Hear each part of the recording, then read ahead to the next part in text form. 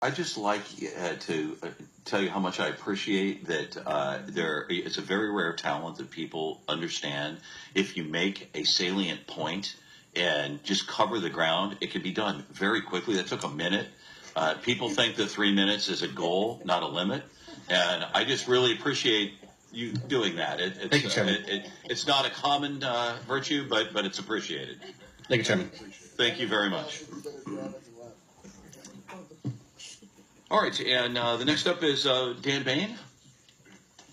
Good morning, Mr. Bane. Welcome. Good morning, Chair Nelson, members of the committee. Again, Dan Bane.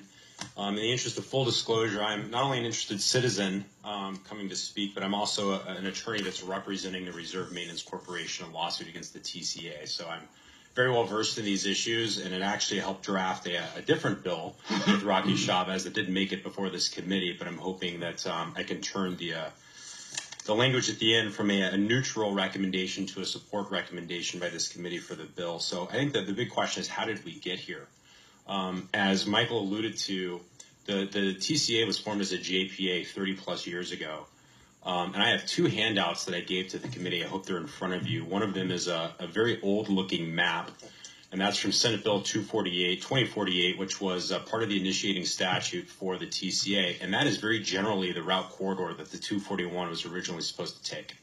And you can see that it goes south of San Clemente. In November of 2016, the TCA executed a settlement agreement.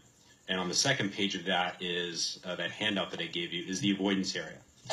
And as you can see very clearly, the avoidance area precludes the legislatively mandated route for the 241 from ever coming into fruition. So Streets and Highways Code section 541 mandates that the 241 go from the 91 in Anaheim to Interstate 5 south of San Clemente. And as you can see from the avoidance area, that can now never happen. So that brings us to the context of why this bill now is so important, because the TCA is effectively trying to retool itself to a regional mobility agency, something that it was never intended to be. I think that the staff report was incredibly well written, but it was a little nicer in that regard. I don't think there's much ambiguity in terms of what the TCA is supposed to do. They were supposed to build these toll road routes and be done and move on. OCTA is the agency that is charged with regional mobility solutions. So this bill now steps in to clarify for the TCA that their original role is simply to build toll roads. It's not to go through 21 regional mobility ideas as they're currently doing.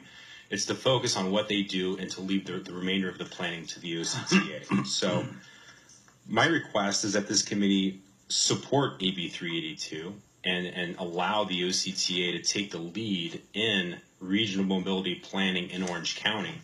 And the point that I would underscore is there is significant, it's not just confusion that's being caused by the two different roles of these agencies and the process that TCA has undertaken.